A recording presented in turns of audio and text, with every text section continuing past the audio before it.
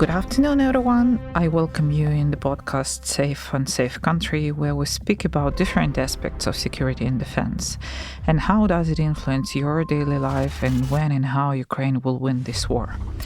Today, I have a very special guest, and this would be a very unusual podcast for me because we will speak not about the war, not about the strategy, but we will speak about how to see the war with someone's personal eyes. And my guest is Sarah Ashton-Cirillo. She is an American journalist, war correspondent, and for now on paramedic in the Armed Forces in Ukraine. She's transgender, and she is in Ukrainian Army. And she has absolutely fantastic story of coming here, getting inside all this story. And I would like you to hear this story and to understand how the war looks like from outside and from inside. So, Sarah, welcome. Thank you so much for having me on the show today.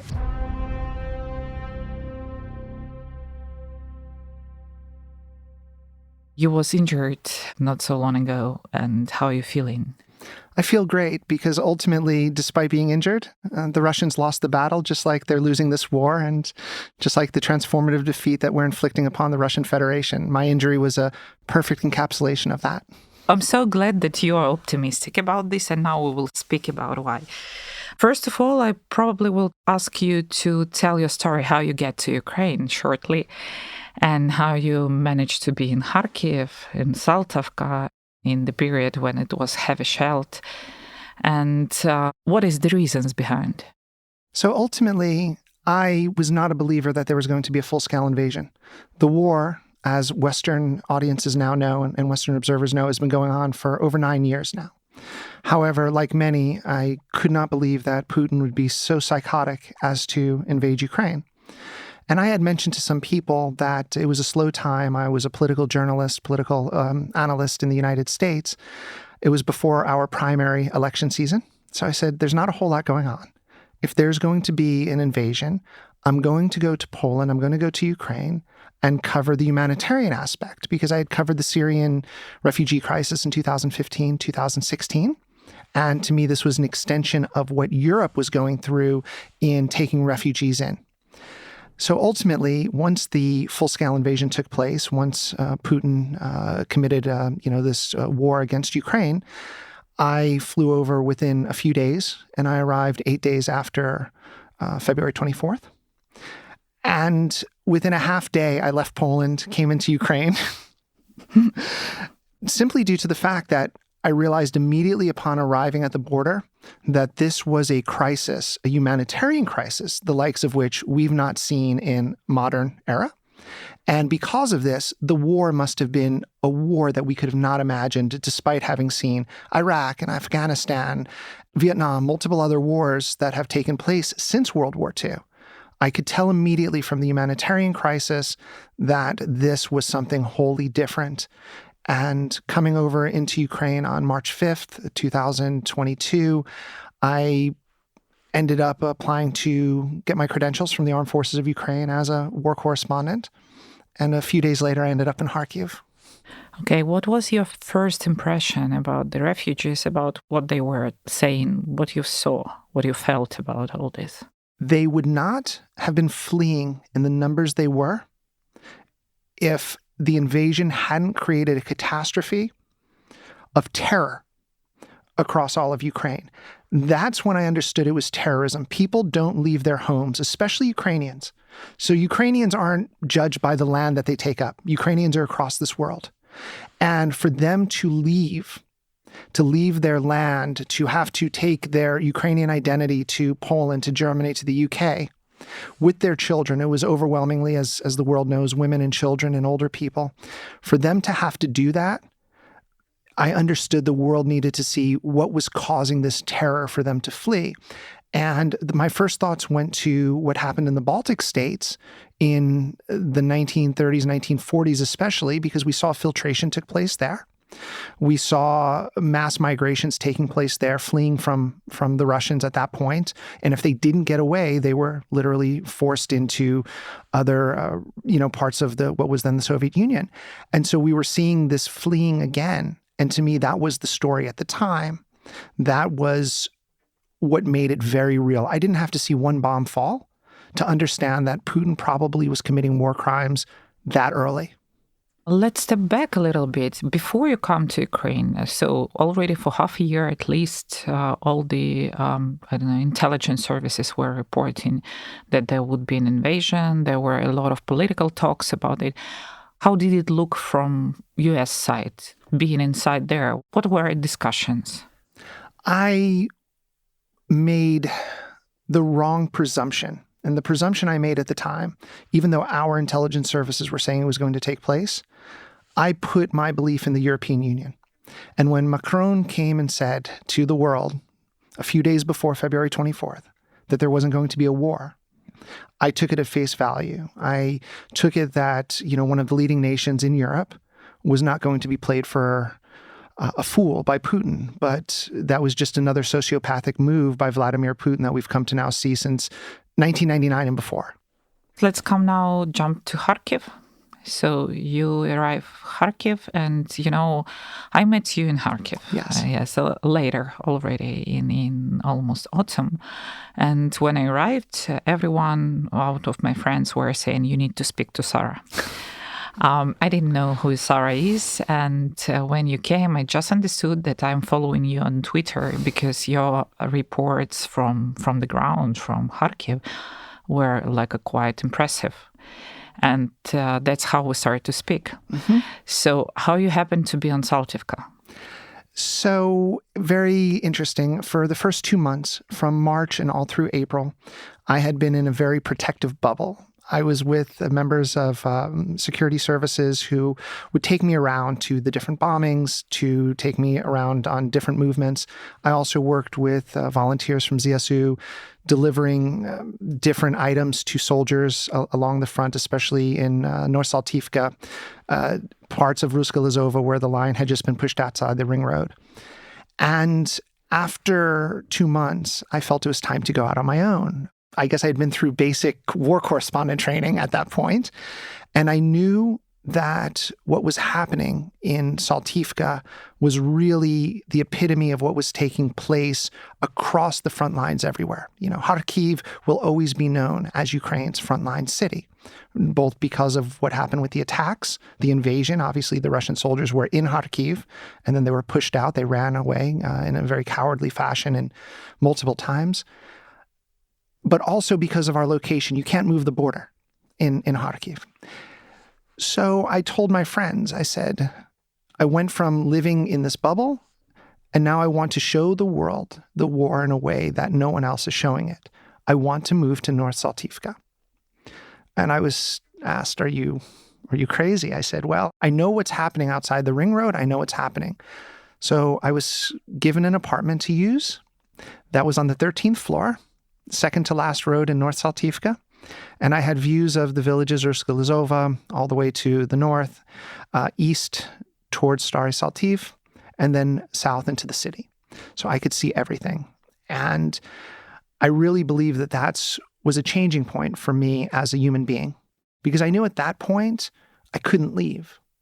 The window of opportunity for me to resume some sort of normal life as a writer had passed by. I had been in a war zone for 90, 100 days at that point, in Kharkiv for 95% of the time. And now I'm living every night on the 13th floor of a near empty building in North Saltivka reporting.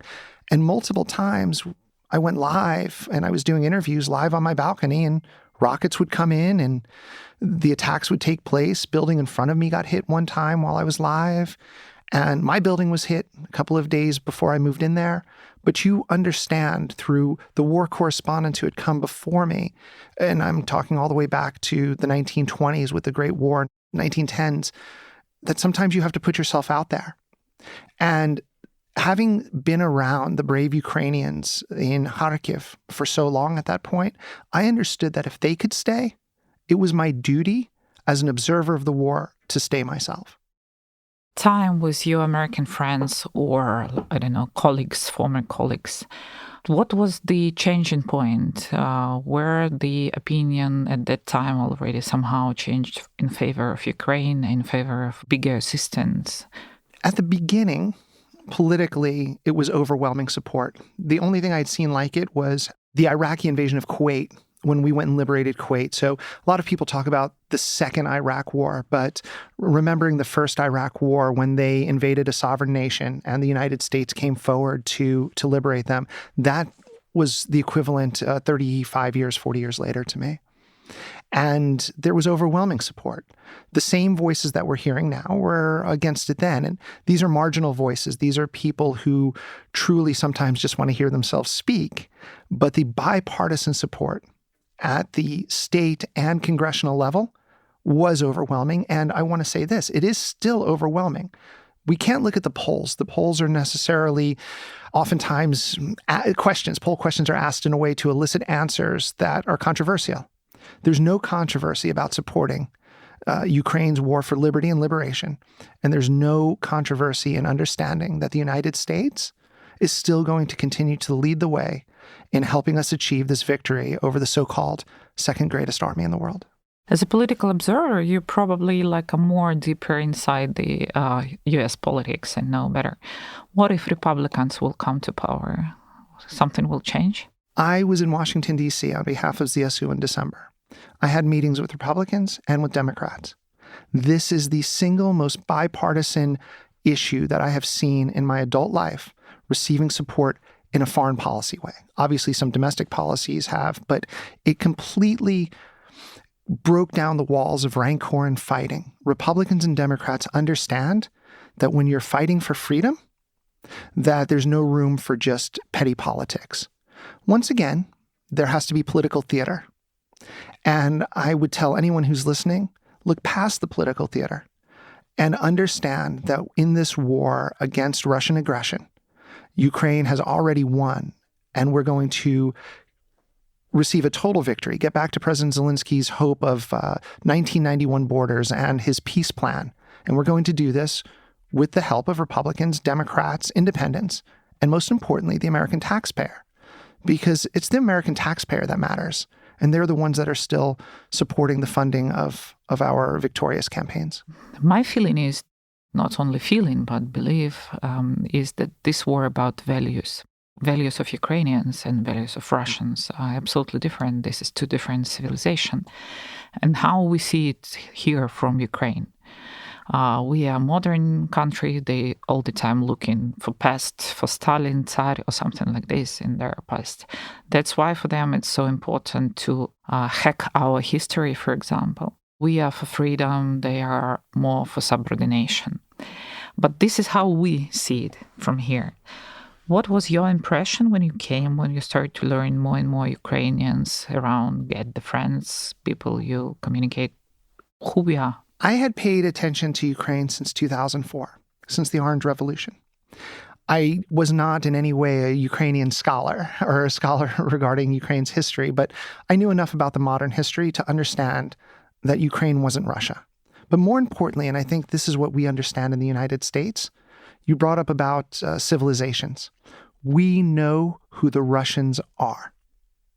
And that's why we are standing with the Ukrainians.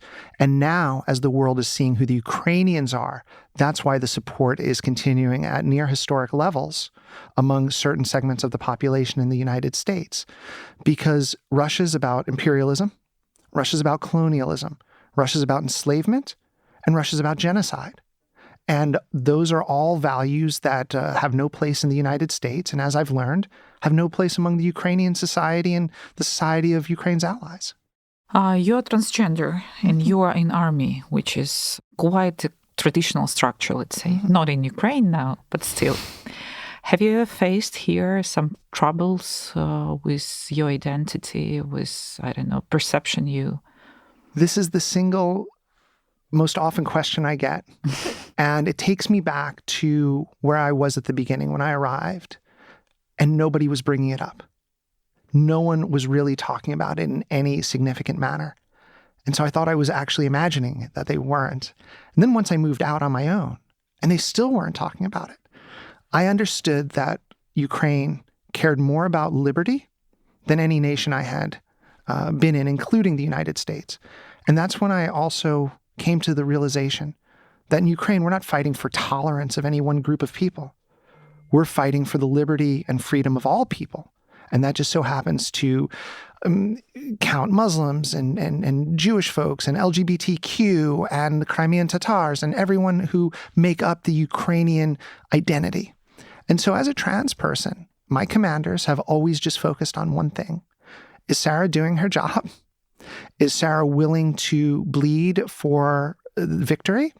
And is Sarah willing to stand next to us no matter the circumstances? And time and again, I've understood that I'm under a microscope. I'm under a microscope in the United States and in Ukraine and on social media.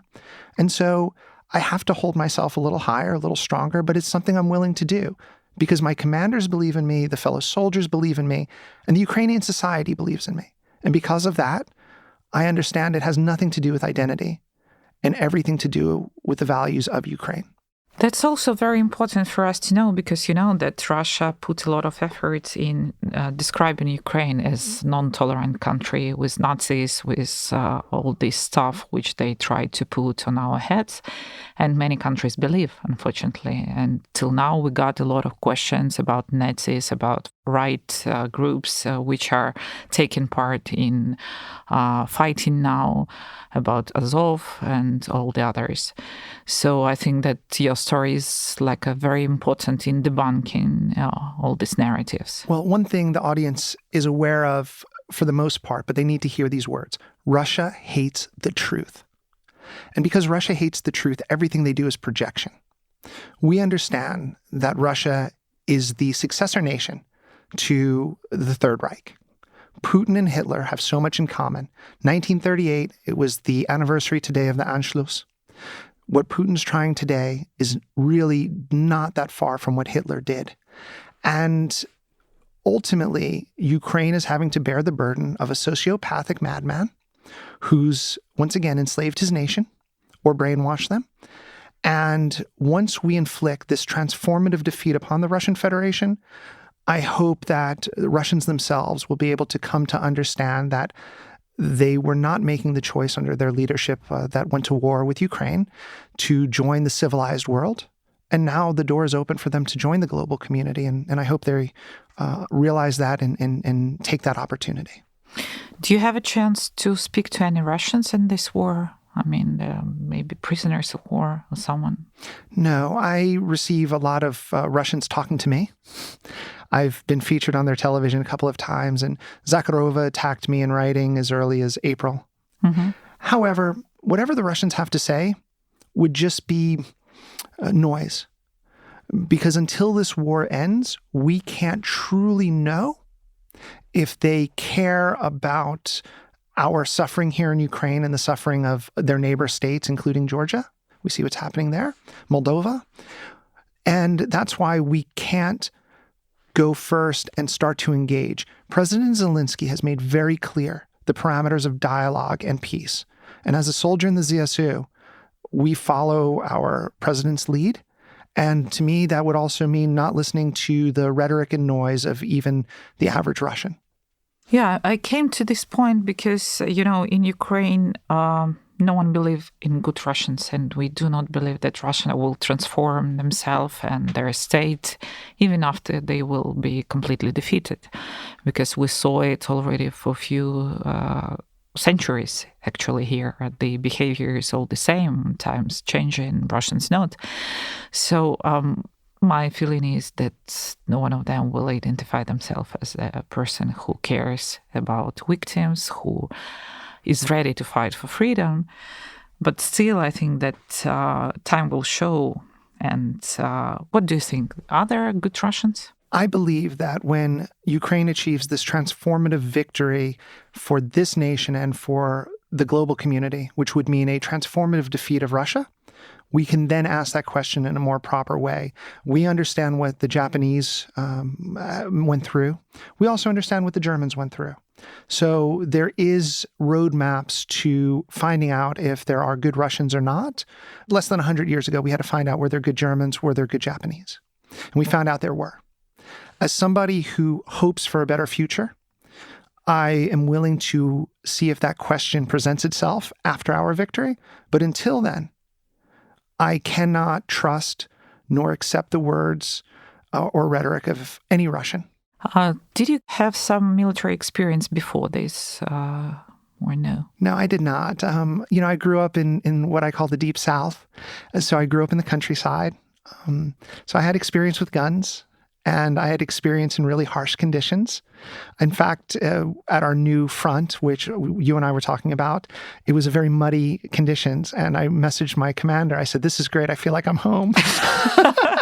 And so ultimately, I had that experience. I had the experience of deprivation, and I had the experience of growing up very poor. So these harsh conditions are something that don't affect me. Military life is just something that we are doing as individuals for the collective good. And then once the war is over, we all go back to our civilian ways. So to me, I'm not a military lifer, and I have a 3-year contract with ZSU. And I'm very proud to have signed it, and very proud. I'm an American citizen, but I'm a soldier of Ukraine. And I'm proud to have sworn my allegiance to this country for the next years. And I look forward to understanding the Army life more and more, despite never having had experience in it prior. What are your first impressions? These are the single most amazing people, these soldiers that I serve next to. Graphic designers, lawyers, folks coming from all walks of life, living in conditions that are almost unimaginable, fighting for 40 million plus people and millions and billions of people around the globe who care about freedom. They understood what was at their doorstep for, as you said, centuries.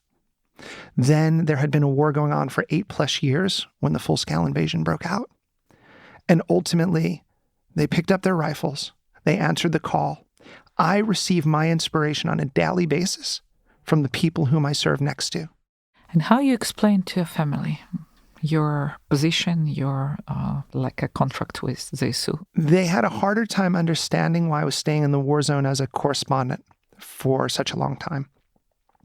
A very famous correspondent said publicly to me on a show, "Sarah, you need to get out of Kharkiv. Like, you need to go."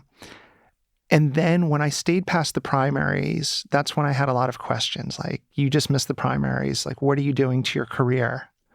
And I'm like, the story of a lifetime is here, plus the world needs to see, because I was willing and able to deliver the news in a way that a lot of other people weren't. And something that maybe didn't resonate with people in the United States who aren't on the ground here. But Europeans understood it, Ukrainians understood it. By the time it came for me to join the Army, actually it was easier to tell them I joined the Army than I was staying in May and June as a correspondent, because it was a natural progression to them. And they don't understand why I'm willing to do this, but I had more support in joining the Ukrainian Army than I did in the middle months of the war when I was still here, not returning to cover U.S. politics and Nevada politics. I understand that you joined first the Crim battalion, I believe, and now you moved to another. I moved to Kharkiv battalion. Mm-hmm. I consider Kharkiv home. And I had begged certain commanders to allow me to go to the front because the unit I'm with now was lacking combat medics. Mm-hmm. And the unit I'm with now, I had been at the zero line with in July as a war correspondent. I had been with them again in December delivering an ambulance to Shahzev Yar, so they've always been a frontline unit. And finally, on January 31st, the paperwork went through. I went to Kharkiv to sign the contract, from there to Sloviansk, and a day later, I was in a trench in Luhansk. You don't afraid? I think the word might be nervous. I'm not afraid. Why would I be? I understand what war is after a year. And if you're not willing to understand the ultimate potential sacrifices, then you shouldn't be at the front line. I understood. I was here in this country for 8 months reporting from the front lines before I was mobilized into ZSU. So I knew very well what I was getting into. It was a shock to be at zero line a few hundred meters from Russians as we're fighting them. But quickly you understand that you need to come back alive and you need to destroy the Russian enemy. And those 2 points are all you need to understand on the front. And there's no room for fear. There's no room to be scared. There's only room to ask, how do I wake up? And how do I win this battle? That's really, really great. And let's speak a little bit about Russian propaganda. You're a specialist in information sphere, in debunking, in reporting. Yes. So how you see very often within last years, I was asked why Russians are winning this information warfare. I don't think they're winning, but many, many people saw that they are winning. And principally, we can say that there was a Nord Stream 2, a very loyal attitude from German and French politicians to Russians. So there were some actually benefits for them. What do you see? How did it change now? What are the changes and what are the threats from propaganda as for now? I think we need to understand 2 points about Russian propaganda in order to understand how to combat it. Point number one, and I learned this in Kharkiv from a very intelligent person. She told me this propaganda didn't start 9 years ago. It didn't start 15 years ago. It started in 1991 upon the dissolution of the Soviet Union. And it started through soft propaganda, buying up of radio stations, news outlets, etc., in Russian-speaking parts of Ukraine. And then the second thing we have to understand is we'll never, nor should we try, to beat Russian propaganda in the way they do it. And that's where I think a lot of supporters of Ukraine, especially in our Western allies, they get sucked into it. And we just need to be smarter. It's almost like it is the battlefield. It's a battlefield of hybrid warfare. We need to go on the flanks. They're coming at us, and we go on the flanks and we can take them out. And how do we do it? We do it through intelligent talking points that people can understand. And we do it through speaking the truth. Again, Russia hates the truth. Therefore, that's our silver bullet. And ultimately, they become so ridiculous in themselves that we have to understand it for what it is. And just like you would do in mixed martial arts, let's use their energies against them. They become so stupid in what they say that why are we getting into the mud with them when we can just outsmart them? Because we understand that the Russian military, we understand Putin, Prigozhin, and the leadership are not very smart people. They're sociopathic animals, but they're not very smart people. Well, you also call them animals. Me too. This is something in common. Within this year, it was not only physical, conventional war happening. It was let's say, war for voices and for minds and for support. From the very beginning, the world was, yes, supportive, like a moral, yes, but didn't provide required weapons. Situation was changing step by step. Politicians were changing their decisions. And actually, you already mentioned that you was one of the representatives of Ukraine advocating the weapons in Congress. How it was? What did you feel there? I don't know any details of how it's better to advocate to get everything in time. Well, I was invited first to talk about combat medicine needs. Obviously, weapons came into the dialogue as well. Going over there, I had 6 separate meetings set up. There were so many people who wanted to talk to me on Capitol Hill in Washington, D.C., and in the Senate and the House, that I ended up having to extend my stay. I had over 20 different individual meetings to discuss it. People there understand it. And this goes back to one of your earlier questions. The support is not waning in Capitol Hill.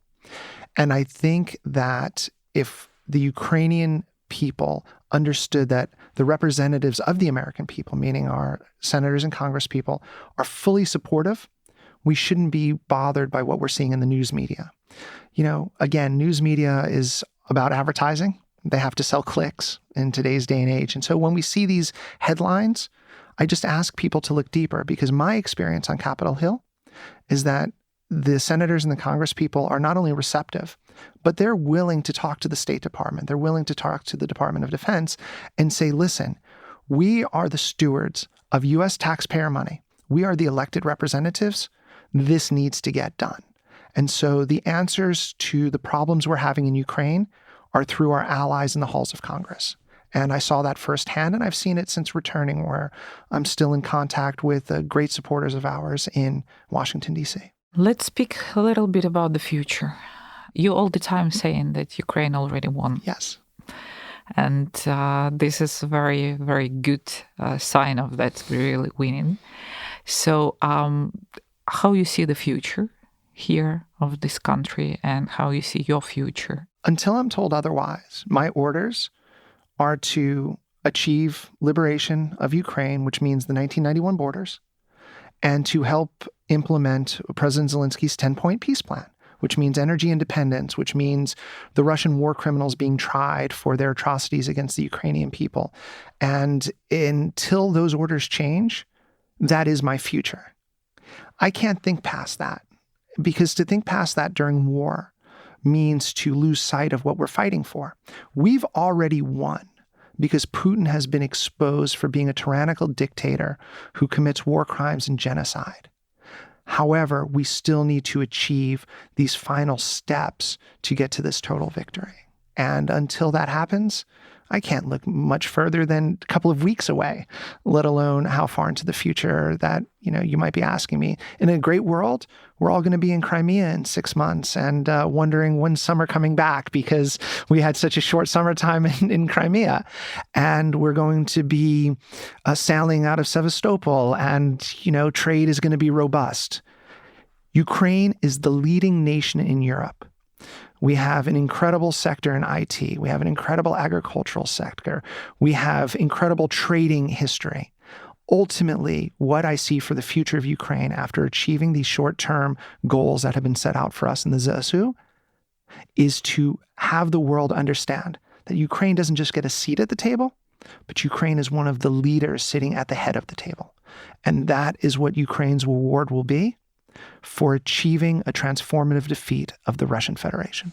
Very good move to international politics, let's say, about the table and who is sitting on the table. Till now, we see that in UN, for example, Russia is still sitting in council and making decisions about how the world should operate. And this is quite a strange situation because everyone already, including UN, acknowledged that they are aggressors. My feeling is that, and many experts says that the security configuration and geopolitical configuration is changing. We see changes in European Union. In all this situation, European Union behave more actively than NATO, on my opinion.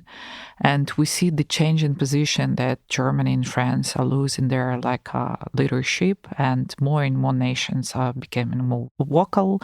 Poland is very active, Baltics, northern countries.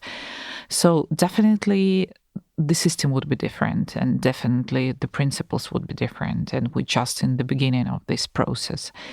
What is your feeling? What we will see and where we shall move, put our efforts to make the world more fair place? So first off, and I will answer that, but I want to give a shout out to the Germans. The leopards weren't only released, but I believe they've arrived in Ukraine. So I want to say thank you for that. No, I can't speak on that. There's certain things I can't speak on, but like I said, I believe they've arrived. Ultimately, NATO and the United Nations were very important bodies for when they were formed. But just like everything else, you go through a transformative process. And so even if we have these smaller groupings of nations that are willing to work together, I think this is a good blueprint for the future. Why do you have to have these concrete structures when smaller, more fluid groups can reach agreements and react quicker and in more nuanced and focused manner, like we're seeing with the Baltic nations, Poland, etc., helping Ukraine, versus looking at these large organizational bodies? No doubt these bodies still are important, and that's where the diplomats come in. But when it comes to being able to react quickly, we've seen that there's been some issues with some of these organizations that you've mentioned for many years. It didn't just pop up now. We know that Russia has an illegal seat in the UN. Because we understand this from a factual standpoint and nothing's being done, unfortunately, the United Nations has lost some of its credibility. But luckily, we're able to go around it. There's almost 200 sovereign nations in this world. 6 or 7 support the Russian Federation. And it's our duty to show the rest of the world what freedom and independence is, regardless of what any body, meaning the EU, NATO, the UN, what any organization is debating. That just so happens to be our role in the world right now, to bring freedom and liberation not only to Ukraine, but to the rest of the world. Ukraine, my feeling now inside being here, although I'm all the time here, except some business trips, but my feeling is that I'm living inside the pure energy. This is so vibrant and this has so big potential. Dependless, we're in war. We have a lot of energy to rebuild ourselves, to renew our country, and not only our country. And many, for example, artists who are coming here, they're saying that they feel it immediately and they see it as a very vibrant environment. Do you believe that Ukraine can become some kind of very heart of Europe in the real sense when some big transformation, unusual state building can happen? I want the world to understand that although we're fighting for the 1991 borders, Ukraine's energy that you described is not just held within some landmass. It is an idea, it's an ideal. And it's found in the Ukrainians who are located around the world, Australia, the United States, Canada, Europe, and every country where Ukrainians have migrated to. And yet they're still Ukrainians. This is the Ukrainian resistance, and this is the Ukrainian energy that you're describing. Ukraine isn't just going to have a nation building. Ukraine is going to lead the world in understanding what modern freedom is. We're not fighting for tolerance here, as I mentioned. We're fighting for something much greater, almost indescribable, because you can't bask in it until you've achieved it. But we're on the precipice, we're on the cusp of achieving a liberty that hasn't been seen since 1775. This war right now is the successor war to what the United States went through in 1775, and to a lesser extent, the French in 1791. By the way, how you translate voля? Liberty or free will? I don't know. You don't know? That's always a problem for me, how to translate this word incorrectly. Okay, so probably the last question. After the war, will you be a journalist? Will you be human rights protector? And will you stay in Ukraine? Or you will travel somewhere else? I don't think I can go back to being a traditional journalist. The question will always be, is Sarah being fair to one side or the other? Because I came on so strongly for Ukraine immediately. And I care so much about free speech and free press. That's one of the pillars that we're fighting for here, is an independent media. That me calling myself, I'll always be a writer, columnist. I don't think I can go back to calling myself a journalist ever, even a correspondent, but just not a journalist, because I care too much about the field of journalism to pretend that it's not folks who are looking at something from down the middle versus being an advocate for any particular cause. Everything else, I can't speak of. I don't know. If you would have asked me 13 months ago, would I ever be in Ukraine? I would have said no. If you would have asked me 9 months ago if I was going to be in the ZSU, I would have said no way. As you know, I just got out of the hospital after 2.5 weeks. If somebody would have said to me, you're going to be in the hospital from injuries suffered at the zero line on frozen terrain in Luhansk Oblast, I didn't even know what Luhansk Oblast was. I knew Kyiv, I knew the Chernobyl exclusion zone, I knew Crimea, Sevastopol, but some of these areas where I've traveled to now, in Kharkiv Oblast and in the Donbass, I had no idea where they were. And so to look forward again is only to potentially take our eyes off of the goal. The goal is President Zelensky's 10-point peace plans, specifically the 1991 borders of Ukraine, and then ultimately to find justice in the halls of these international tribunals and show the world that Ukraine is an independent nation leading the way, not just in Europe, but across the globe. As I said, this podcast is not very usual for me because we're speaking about the personal story, and probably, you know, that your surname is Ashton-Cirillo, and Cirillo sounds very similar to Ukrainian Kirillo. And I think that there is something Ukrainian in you. I'm glad you brought this up. So my family name was Cirillo in Italy. When they emigrated to the United States, it was softened to Cirillo. When I had the official translation done for all of my documents here, it went to Kirillo. And so now I tell people, whatever my last name is, just call me whatever, it doesn't matter. So they have Ukrainianized it in all the official documents, and I'm okay with that because part of me has literally ended up on the ground in Luhansk, and because of this, Ukraine's values are something that I will carry with me for the next 40 or 50 years, and part of Ukraine will always be in me. And that's something that is the greatest honor and privilege I've ever been given, not just to serve in the military, but to be entrusted by the Ukrainian people to represent them in just some little way in this war. And Ukraine is very proud to have such friends and newcomers as you. And I'm absolutely sure, that each day we discuss that each of us sends best wishes to our army because we know that they risk their life for us to live in more or less normal environment. And when we see foreigners and when we see the people who are ready from other countries to join this fight, this is so highly appreciated. There's nothing that brings me greater joy than when I leave the front and I'm in Kyiv and see people living this normal life. That's what we want. We want people to be able to live in a way that allows them to work, to play, kids to eventually go back to school. That's why we're fighting. We're fighting to give this life back to the people who call themselves Ukrainian, and we will achieve this. And one more time, I'm personally very grateful to all this story that we met, that I've heard this incredible story, and now many, many people will hear it. And I'm absolutely sure that your participation in your work you're doing and your passion which you put in this work will be appreciated for ages in this country. Well, having had dinner with you back in the late summer, early fall, you've been an inspiration showing that anything's possible in the defense industry, in media, even during war. And so ultimately, thank you for being a trailblazer and an inspiration for me. I remember I spoke to you about joining ZSU when we had first met, and here I am now. So thank you. And that's cool that dreams are coming true. Yes. Thank you, Sarah.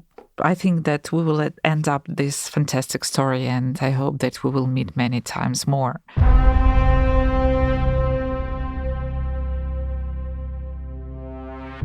Just to remind that Sarah Ashton-Cirillo, American journalist and now is the paramedic in Armed Forces of Ukraine, was joining me in this podcast. And this is Safe, Unsafe Country podcast, where we speak about different aspects of security and defense. My name is Elena Frolova, and this podcast is produced with the help, with assistance of the Ukrainian Pravda, Center for Defense Strategies, and Media Center Ukraine.